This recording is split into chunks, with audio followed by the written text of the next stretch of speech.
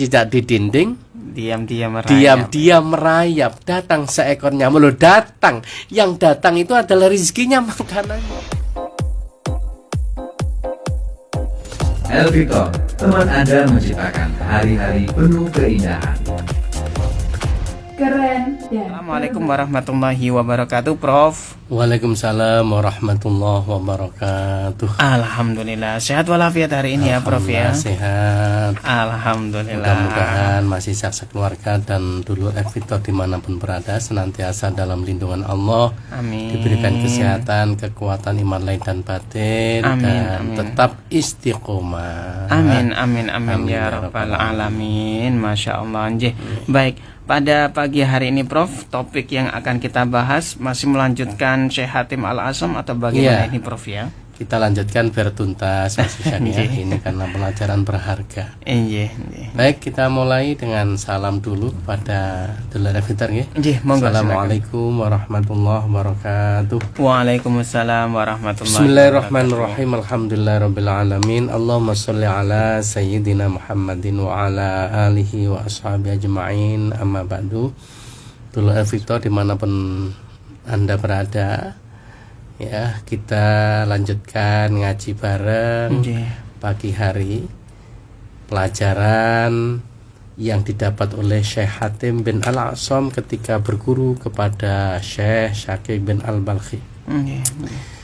Selama 30 tahun lamanya beliau hanya mencatat 8 pelajaran yang berharga dalam hidupnya, sampai membuat gurunya takjub dan kagum. Karena itu beliau penasaran, kemudian minta Syekh Hatim bin Al-Asam menyampaikan catatannya. Yang sudah pernah kita bahas, di antaranya kemarin adalah semua orang punya kekasih, punya sesuatu yang dicintainya. Tapi ketika dia mati dan dimasukkan dalam kubur, tak satu pun kekasih yang dicintainya ada yang menemaninya. Masya Allah. Mereka meninggalkan sendirian. Karena itu kata Syekh Hatim bin Al-Asam, aku ingin menjadikan amal solehku, amal ibadahku, semua kebaikan yang aku lakukan sebagai kekasihku, dengan harapan kelak saat aku mati dan dimasukkan dalam kubur, ada yang menemaniku, ada yang menghiburku, ya Allah, sehingga aku tidak tinggal sendirian. Amal solehku itulah yang akan menemaniku. Nah, sekarang yang keenam, ketujuh ya, ketujuh delapan ya, iya. Yang beliau mengatakan, nazartu ilal khalqi fawajadtuhum yatlubunal kathar. Aku melihat dan memperhatikan perjalanan hidup manusia, makhluk Allah di muka bumi. Aku temukan mereka semua berlomba-lomba mencari dunia, Masya Allah, mengumpulkan harta kekayaan yang sebanyak-banyaknya. Wa yudhilluna anfusahum bisababiha. Bahkan ada yang merendahkan dan menghinakan dirinya di dalam rangka meraihnya, ya disebabkan karena dunia ini. Ya Allah. Tsumma nazartu ila qaulihi ta'ala. Kemudian saya merenung terkait dengan firman Allah Ta'ala di dalam Al-Quran. Wa ma min dabbatin fil ardi illa 'ala Allahi rizquha. Bahwa Allah telah berfirman, semua binatang yang melata di bumi, tidak ada satupun yang terlewatkan, Ya Allah. kecuali semuanya telah dicukupi rezekinya, Masya Allah. diberi rezekinya. Fa'alimtu anni min jumlatil marzukin. Dan kami sangat menyadari, memahami bahwa yang termasuk di dalam firman Allah itu adalah aku. Berarti aku juga termasuk orang-orang yang pasti akan mendapatkan bagian atau jatah rezeki dari Allah. Karena itulah fastaghaltu billahi azza wa jalla wa taraktu ma siwa. Sehingga aku tidak menyibukkan diriku untuk mencari dunia seperti yang lainnya. Aku berusaha menyibukkan diriku hanya untuk bagaimana caranya bisa dekat dengan Allah. Bagaimana bisa hari-hariku bisa bersama Allah. Dan wa taraktu ma siwa, aku tinggalkan semua selain Allah. Ya Allah. Ini Yakin ini ya Prof ya. Ini sulit. ya memang Ya Allah. sangat sulit. Cuma karena Mas Ishak itu ada sebuah keterangan yang kalau kita analisis satu persatu firman Allah di dalam Al-Quran yang terkait dengan sumber datangnya rezeki itu. Iya. Jadi ada rezeki yang sudah dijamin oleh Allah untuk seluruh makhluknya. Jangankan manusia, binatang melata pun tak satu pun yang terlewatkan. Rezeki dari Allah ini Prof. Kalau kita lihat dan perhatikan secara seksama, contoh seperti cicak yang jelas menempel di dinding, tidak bisa kemana-mana kecuali hanya bergerak ke sana kemari ya di dinding itu. Dinding saja. Ternyata Allah mentakdirkan rezekinya adalah nyamuk yang bisa bergerak bebas dan bisa terbang, punya sayap. Dengan kesabarannya menunggu ketika datangnya waktu makan, di saat lapar, Allah menggiring nyamuk untuk mendekat kepadanya, bukan cicaknya yang mencari nyamuk. Iya. Coba. Nyamuknya ya. Lah kalau saya jadi nyamuk ngapain mendekat? Ya, Wong jelas ketika mendekat ya kan gitu untuk jadi ejek kan bisa terbang lagi. Iya. Makanya sampai ada kenyanyian cicak-cicak di dinding diam-diam merayap. Datang seekor nyamuk. Loh, datang. Yang datang itu adalah rezekinya, makanannya. Hap lalu ditangkap. Nah, ini sebagai bukti bahwa rezeki memang sudah jamin oleh Allah. Sehingga melihat kenyataan seperti ini, Syekh Hatim bin Al-Asom tidak menyebutkan dirinya mencari rezeki. Cepat atau lambat, kalau jatahnya pasti akan datang. Dan Allah tidak akan pernah keliru di dalam membagi rezeki itu, kan gitu. Kemudian yang kedua, Mas Ishak, rezeki memang tidak didapat kecuali harus dengan usaha. Nah, memang ada. Ya. Makanya firman Allah dalam Al-Quran, wa alaisa lil insani illa ma sa'a. Seseorang tidak akan mendapatkan sesuatu illa ma sa'a kecuali disesuaikan dengan usaha dan kerja kerasnya. Dengan kata lain, jangan harap diam saja mendapatkan rezeki kalau tidak berusaha. Nah, ini tingkatan kita semua masih syak ya. Karena itu wong kadang-kadang sudah berusaha semaksimal mungkin saja meleset sedikit apalagi dapatnya. kalau kemudian hanya jaga tidak boleh.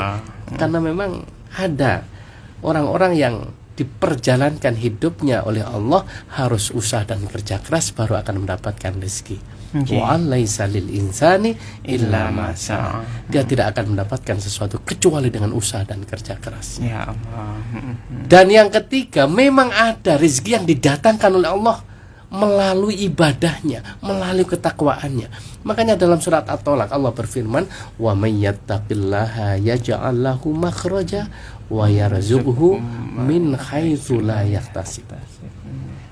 Barang siapa yang bertakwa kepada Allah, yaj'al lahu makhraja, janji Allah, maka seluruh kesulitannya akan diberikan jalan keluar. Masya Allah. Makhraja akan dimudahkan oleh Allah. Wa yarzuquhu min haitsu la yahtasib, dan akan diberi rezeki dari arah yang tidak diduga dan disangka-sangka. Ya Allah. Nah, ini jadi memang ada orang yang didatangkan rezekinya melalui proses ketakwaan dan ibadah kepada Allah. Dan ini tidak bisa instan. Makanya saya itu kadang-kadang menceritakan perjalanan spiritual guru saya Kiai Husain Ilyas itu kan ya. Beliau sudah sepuh, sekarang ini sudah 100 lebih usianya. Masya Allah, Ya, tidak seperti dulu. Kalau dulu kan masih bisa ngaji ke sana kemari diundang ya. Beliaunya. Nah, sehingga kita beranggapan bahwa ya barokahnya ngaji itulah kemudian Allah mendatangkan rezeki. Tapi sekarang beliau hanya duduk di rumah, tidak bisa kemana-mana karena berdiri saja harus diangkat. Ya Allah. Kalau berjalan pun harus dituntun kan begitu. Karena memang sudah sepuh, kondisi fisiknya tidak memungkinkan. Ya, kalau bicara saja jarang-jarang. Ya, kalau ke sana kita sowan, kalau dulu mendengarkan nasihat-nasihatnya, sekarang hanya mengharapkan doanya saja. Karena berapapun lama kita berada di sisi beliau, beliau hanya diam dan hanya mendoakan. Karena itu ini sungguh luar biasa. Ternyata bukan tahun yang kemarin, tahun sebelumnya itu ya. Ketika Haji Furoda masih bisa ya. Masih bisa. Visanya masih dikeluarkan oleh pemerintah ya. Itu Romo Yahya Husain itu berangkat 5 orang. Yaitu beliau dan istrinya dan putranya 2, kemudian istrinya Gus Ali 5 orang. Padahal Furoda itu minimal kan 500 juta. Ada yang lebih dari itu. Kalaulah 500 juta kali 5 berarti 2,5 miliar. Masya Allah. Saya kemudian berpikir itu uang dari mana kan gitu ya. Mau tanya pada putranya sungkan. Jangan dijawab, gak tahu nyangon. Takut kan gitu. Nah, ini artinya bahwa ini adalah di luar jangkauan akal. Karena memang Allah mendatangkan rezeki dari ketakwaan. Tamunya banyak, ngalap barokah doa kan gitu. Hampir setiap tamu yang kemudian sowan beliau kan pulang kemudian ada salaman templeknya. Nah, inilah cara Allah kemudian mendatangkan rezeki. Seperti nyamuk tadi, yang datang kepada cicak itu. Nah, kita nggak bisa kemudian tiba-tiba wah ikut seperti Yahya Husain aja.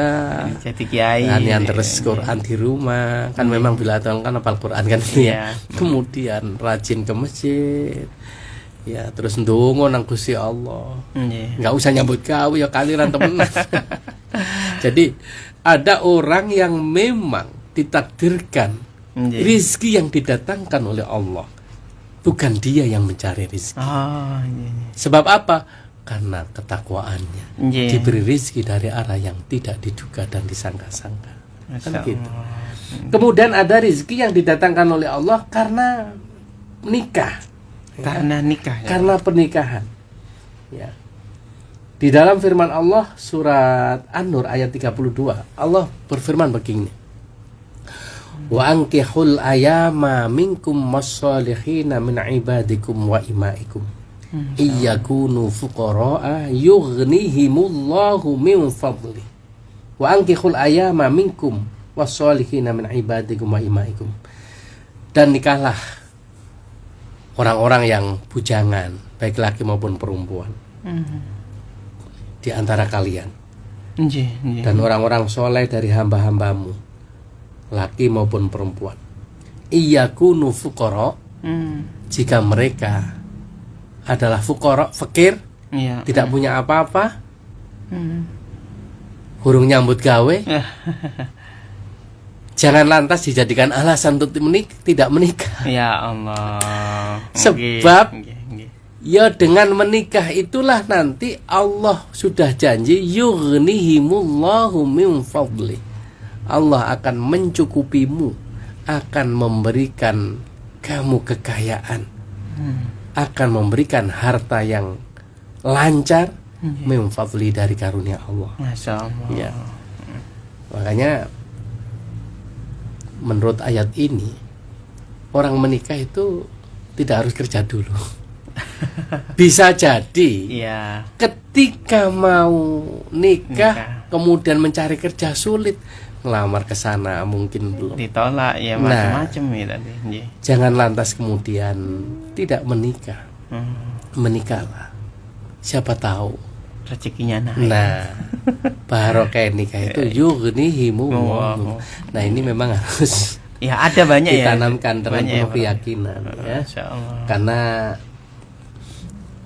sunnatullahnya Nggih. Naluri manusia itu kan Muncul. Nggih, nggih. selalu punya harapan dan angan-angan. Iya. Ya gimana kalau sudah menikah nggak punya kerjaan tetap kan gitu ya? Iya, pas kepikiran itu ya Prof ya. Nggih. Iya. Ya Allah. Makanya orang-orang dulu itu mungkin berdasarkan ayat ini, ketika melamar anaknya kemudian ditanya, kamu alumni pondok mana? Gitu ya. Baca kitab kuning bisa ndak? Nggih. Hafal berapa juz kan gitu. Iya, dulu ya Prof ya. Dulu gitu. Sekarang kan Kerja apa? alumni mana, lulusan apa kan gitu ya, dan Oke. kerja di mana. Nggih. Ya itu manusiawi, memang kita semua punya harapan begitu. Ya. Makanya kemudian Rasulullah kan menyatakan begini. Tungkahul mar'atu li arba'in. Wanita itu dinikahi karena 4 hal. Nggih. Dijamaliha karena kecantikannya. Masya Allah. Kalau laki-laki otomatis karena ketampanannya. Ganteng. Walimaliha karena hartanya. Walihasabiha karena keturunan atau Nasabnya. keluarganya. Ya. Walidiniha dan karena agamanya. Masya Allah. Jika keempat hal ini tidak bisa diraih dalam waktu yang bersamaan, karena memang manusia kan ada kelebihan dan kelemahan. Iya. Mungkin cantik tapi kurang kerja, Nggih. ganteng tapi kurang punya kerjaan tetap kan gitu ya. Iya. Soge tapi mungkin gak sekolah. Iya, nggih. Artinya Ada ada kelebihan dan kelemahan lah. Nah, jika keempat hal ini tidak bisa diraih dalam waktu yang bersamaan, fadfar bidzatid, kata Rasulullah kan, utamakan agamanya. nggih. Kalau dia muslim, pinter ngaji, soleh, kan gitu ya, Nggih. maka hidupmu akan diberkahi Allah. Ini jaminan yang kedua. Allah akan memberkahi. Sehingga namanya berkah dalam hidup itu adalah ziyadatul khair ba'da khair, akan senantiasa bertambah baik untuk hari-hari yang mendatang kan gitu. Ya Allah. Nah, Nggih. itu Rasulullah yang menjamin. Kemudian yang ketiga Rasulullah bersabda, "Man nakaha lillah." Nah, ini kata kuncinya. Barang siapa yang menikah karena Allah, bukan karena hartanya, bukan karena jabatannya, bukan karena pekerjaannya, atau yang lainnya. Ya. Pokoknya saya niat ini perintah Allah. Angkihu itu perintah Allah. Ya. Pakai fi'il amar. Iya. Makanya nikah itu satu sisi memang dunia, tapi itu karena Allah yang memerintahkan, maka bernilai ibadah. Oleh karena itu, karena ini bernilai ibadah, man nakaha lillah. Barang siapa yang niat menikah karena Allah, wa angkaha lillah, kata Rasulullah. Dan bagi para wali juga menikah karena Allah. Nggih. Ya. Nggih. Menikahkan putra-putrinya karena Allah. Istahaqqa wilayatullah, maka dia berhak mendapatkan perlindungan dari Allah. Ya Allah. Langsung Allah ini ya, Prof ya. Jadi kalau rumah tangga Allah yang sudah melindungi, Allah yang sudah memberkahi berkat lillahi ta'ala karena mendahulukan agama daripada yang lain, maka yughnihimullahu min fadli, Allah akan mencukupimu. Ya Itu ya. Nggih. Nah, Ya, itu ini diantaranya. rezeki karena nikah ini ya, nggih. Di rezeki karena menikah. Dan juga banyak hal lah Mas Azak ya. Nggih. Jadi itu makanya untuk ya mas-mas atau mbak-mbak, bismillah, kalau agamanya bagus ya rezeki sambil jalan nanti kita cari bersama kan. Harus gitu. yakin ini Prof ya. Dan ini saya tambah lagi ya, rezeki itu ada yang karena istighfar. Oh, karena istighfar ini. Jadi di dalam surat Nuh ayat 10-11 Allah berfirman, "Faqul astaghfiru rabbakum innahu kana ghaffara yursilis samaa'a 'alaikum midrara wa yumdidkum bi amwalin wa banin wa yaj'al lakum jannatu wa yaj'al lakum anhara." Gitu ya. Jadi faqul astaghfiru rabbakum innahu kana ghaffara. Hendaklah kalian istighfar rabbakum, memohon ampun kepada Allah dengan memperbanyak bahasa istighfar. Masya Allah. Innahu kana ghaffara, sungguhnya Allah itu zat yang maha pengampun. Kalau kita sudah diampuni Allah, yursilis samaa'a 'alaikum midrara, Allah akan menurunkan hujan dari langit. Ya sebab hujan itulah sehingga kita bisa bercocok tanam, rezeki akan dikeluarkan dari perut bumi. Ya. Kemudian yursilis samaa'a 'alaikum midrara, Kemudian wa yumditkum bi amwal, dan Allah akan memberikan harta kepada kalian yang banyak. Ya Allah. Wa banin, dan anak-anak yang soleh dan solihah. Masya Allah. Jadi terkait dengan ayat ini saya teringat pernah suatu ketika ada 3 orang malam-malam mengetuk rumahnya Syekh Hasan Al-Basri. Malam-malam ini Iya. Prof ya. Kemudian setelah dibinarakan satu persatu ditanya. Yang satu mengatakan, Syekh mohon maaf malam-malam mengganggu istirahat panjenengan. Iya. Saya ini tokoh masyarakat di suatu daerah. Saya disambati warga masyarakat karena mereka saat ini sedang dilanda paceklik, sedang dilanda kelaparan. Hujan lama tidak turun. Ya Allah. Apa yang harus kami lakukan agar Allah menurunkan hujan dan langit sehingga mereka bisa bercocok tanam kembali? Nah, ternyata Syekh Hasan Basri tidak mengatakan setelah istisqa.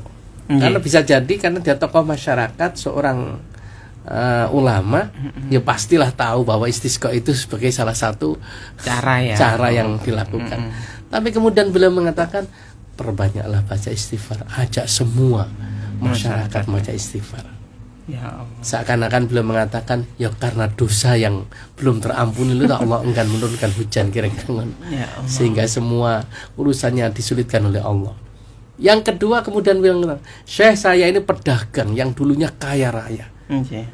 Tiba-tiba saya bangkrut, hutang saya numpuk, setiap hari saya ditagih hutang. Bagaimana supaya saya bisa kembali seperti semula dan bisa melunasi hutang-hutang saya? Ternyata kepada 2 orang ini, perbanyaklah baca istighfar. Ya Allah. Yang ketiga, saya ini manten anyar, dilalah bojo kula den kula apa-apano minggat. Gimana caranya supaya istri saya ini kembali pulang dan saya punya anak yang soleh solihah? Ketiga ini juga bacalah istighfar. Semuanya istighfar. Akhirnya ya? pamit mulai kok tengah jalan ngomong-ngomongan wong telu ini. Nah ya, kita ini punya urusan yang berbeda. Berbeda-beda anjir. Wiritan dan dikirnya sama, suruh baca istighfar. Jangan-jangan karena saya ini ngantuk. Akhirnya gak terima. Mereka datang kembali. Syekh, bukankah kita semua punya persoalan yang berbeda? Kenapa panjenengan menyuruh kami membaca zikir istighfar yang sama? Persoalannya berbeda. Iya. Kemudian saya menjawab dengan membaca ayat ini. Ketika engkau banyak membaca istighfar dan diampuni Allah, maka yursilis sama alaikum midrara. Allah akan menurunkan hujan dan langit. Wa yumditkum bi amwal, dan Allah akan memberikan harta yang melimpah. Dan wabani, diberikan anak yang soleh solihah. Ya, Bojomu nanti balik mulai sehingga akan dikaruniai anak yang soleh solihah. Begitu. Jadi ada rizki yang didatangkan oleh Allah karena istighfar. Dengan istighfar dosa-dosa kita ampuni oleh Allah, sehingga urusannya kita dimudahkan oleh Allah, termasuk rezeki kita. Ya kira-kira begitulah Mas Ishak. Sehingga Syekh Hatim Al-Asam, aku tidak lagi menyibukkan diriku untuk mencari harta seperti mereka. Aku sibukkan untuk mendekatkan diri kepada Allah, memperbanyak istighfar kepada Allah, ya, sehingga aku ingin hidupku menjadi tenang. Masya Allah. Ya, itulah diantaranya. Luar biasa sekali. Ini pesan yang ketujuh ini ya Prof ya, dari Syekh Hatim Al-Asam ya. Baik, ini sudah masuk beberapa pertanyaan Prof. Kita bacakan satu per satu. Ada dari Ibu Wati ini ya. Assalamualaikum Prof. Izin bertanya. Salah satu yang bisa mendatangkan rezeki, salah satunya adalah dengan beristighfar. Bagaimana cara beristighfar yang benar Prof? Apa hanya dengan sering mengucapkan Astaghfirullahalazim? Terima kasih. Iya. Jadi istighfar itu kan banyak sekali. Ya namanya mohon ampun itu bukan hanya sekedar lisan ya. Iya. Ya lisannya dengan mengucapkan istighfar Astaghfirullahalazim, itu istighfar yang paling simpel ya, simpel yang paling singkat. Nggak ada istighfar yang lebih singkat dari itu. Itu kan artinya bahwa aku memohon ampun pada Allah yang Maha Agung, kan begitu ya. Dan itu Rasulullah yang mengajarkan bacaan itu. Ya. Kemudian di dalam hati dan dalam perilaku kita berusaha semaksimal mungkin menurut kemampuan masing-masing untuk tidak mengulangi kesalahan atau dosa di masa lalu. Ya Allah. Kan gitu kan itu dengan istighfar itu. Rasulullah SAW dalam sebuah hadis disebutkan walaupun dosa-dosanya sudah diampuni, bahkan yang akan datang sudah diampuni dan dijamin masuk surga, tidak kurang setiap hari belum mengucapkan istighfar tadi. Ya Allah. Minimal berapa Ustaz? 100 kali ya Prof ya, 70 Ada yang kali. 70 sampai 100 kali. ya. Nah sekarang pertanyaannya, kita berapa kali setiap hari? Kan gitu. Nah kemudian ada macam doa istighfar lagi setiap kita habis sholat itu kan. Ada yang bukan hanya meminta ampun untuk diri kita sendiri, tapi juga orang tua dan orang-orang muslim muslimat, mukminin mukminat yang meninggal maupun yang masih hidup. Astaghfirullahaladzim li wali walidayya wal ashabil wajibati aliyah wali jami'il muslimina wal muslimat wal mu'minina wal mu'minat al-ahya'i minhum wal amwat. Itu istighfar juga. Ada yang juga istighfar yang bisa kita lakukan itu astaghfirullah rabbal baraya astaghfirullah minal khotoya. Itu sama ya. Dan juga ada yang disebut Rasulullah dengan sayyidul istighfar. Nah itu yang setiap istighosah Ustaz Syukron itu kan yang memimpin, bacakan ya tadi ya. Jadi di dalam satu riwayat Rasulullah menyatakan bahwa barang siapa yang membaca sayyidul istighfar di pagi hari, kemudian sore harinya ditakdirkan meninggal dunia, maka wa huwa min ahlil jannah, dia akan tercatat sebagai ahli surga. Ya Allah. Barang siapa yang membaca sore atau malam hari sayyidul istighfar tadi, kemudian pagi harinya ditakdirkan meninggal dunia, wa huwa min ahlil jannah, maka orang tersebut akan tergolong sebagai ahli surga. Ya. Cuma istighfar kan rada dawa. Allahumma anta rabbi la ilaha illa anta khalaqtani wa ana abduka, dan seterusnya itu ya. Nah, itu namanya sayyidul istighfar. Jadi semakin banyak kita membaca, semakin banyak keberkahan. Ya kalau kita mengulang minta maaf itu jangan sekali dua kali, tapi berkali-kali, apalagi kepada Allah Subhanahu wa ta'ala. Dan itu yang Allah yang memerintahkan, faqultu astaghfiru rabbakum innahu kana ghaffara. Allah yang memerintahkan. Ya Allah. Rasulullah langsung mengamalkannya. Kita mengikuti Rasulullah, kan gitu. Ya itu Bu ya. Jadi ya secara lahir kita memperbanyak baca. Ya jangan istighfar astagfirullahaladzim tadi. Baik, terima kasih Prof ya. Selanjutnya Prof dari Bapak Ahmadi ini ya di Surabaya ini ya. Assalamualaikum warahmatullahi wabarakatuh Prof Jazil. Ini berkaitan dengan rezeki sangat intens sekali dan diperlukan oleh masyarakat yang akhir-akhir ini ekonomi juga menurun, keadaan juga susah ini. Bagaimana caranya meyakinkan bahwasanya rezeki itu sudah ditangguhkan, sudah ditangguhkan dan dijamin oleh disediakan. Allah. Ya, disediakan, dijamin mungkin ya, dijamin oleh Allah Subhanahu wa taala. Sedangkan Prof, keadaan yang agak ruwet yang seperti ini itu gimana caranya? Mohon pencerahannya Prof. Terima kasih. Supaya kita yakin, maka kita harus paham bahwa rezeki itu yang harus kita maknai bukan hanya pengertian sempit. Ya Allah. Mungkin pengertian sempit yang disebut rezeki itu adalah uang ya, uang ya, rata-rata gitu. Harta kan gitu ya. Makanya pernah saya sampaikan ada sebuah anekdot, tapi ini merupakan kisah inspiratif yang luar biasa. Seorang penjual koran. Saat hujan gerimis, korannya numpuk, ya Allah, duduk di depan trotoar supermarket. Kemudian ada orang yang sedang menegur, Mas, kenapa kamu duduk di sini hanya sambil baca Quran, bawa Quran kecil gitu? Iya. Kenapa tidak menjajakan Quranmu? Dia menjawab, sekarang kan gerimis. Iya. Kebetulan hari ini saya tidak bawa payung. Kalau saya kemudian menjual Quran saya, bukan malah palsu, Quran ini malah hancur kena. Rusak ya, air tadi. Mungkin hari ini rezekiku bukan menjual Quran, tapi bisa baca Quran. Ini adalah sebuah rezeki yang luar biasa.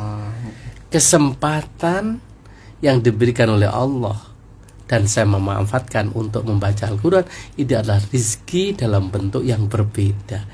Andai kata saya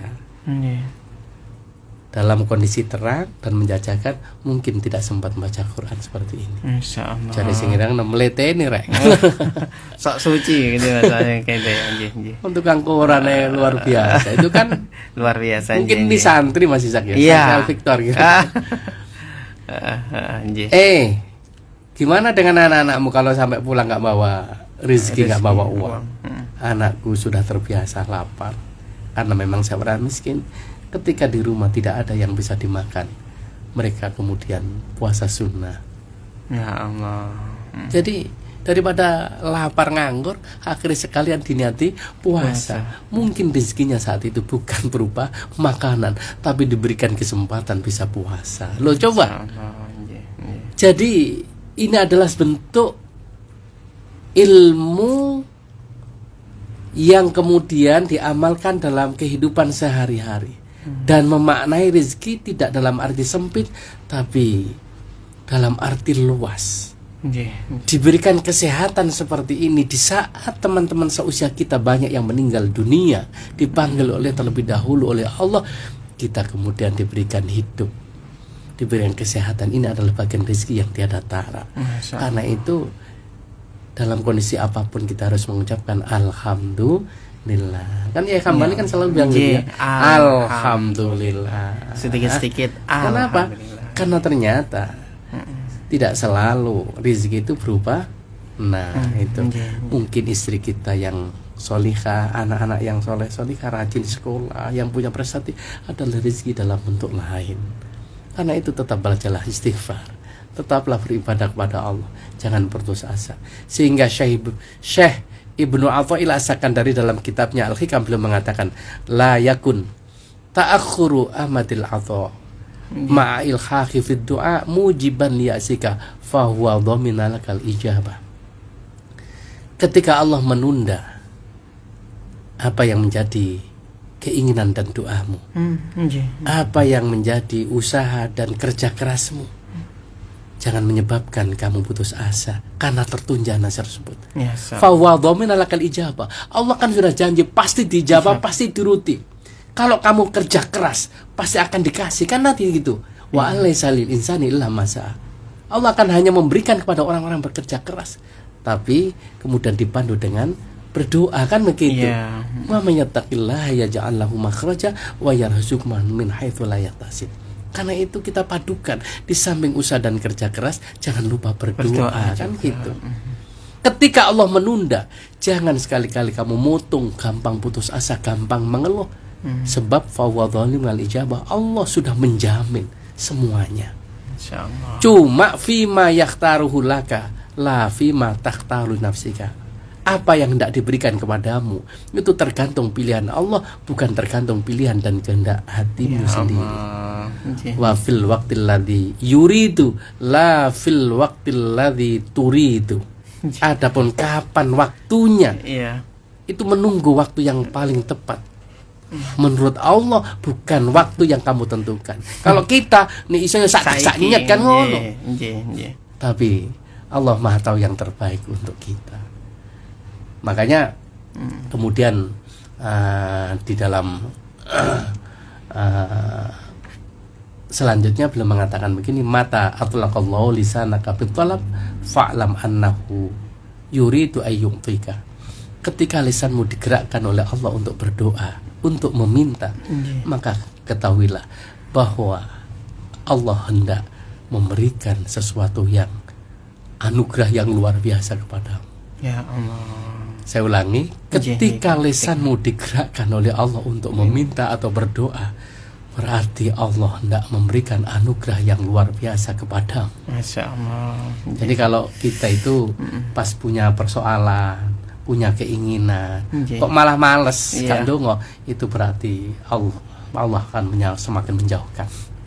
Tapi kok semakin Giat. kita giat, pasti Allah akan memberikan sesuatu yang terbaik. Nah, karena itu di dalam satu hadis Rasulullah pernah menceritakan, jika seseorang hendak diangkat oleh Allah menjadi kekasihnya,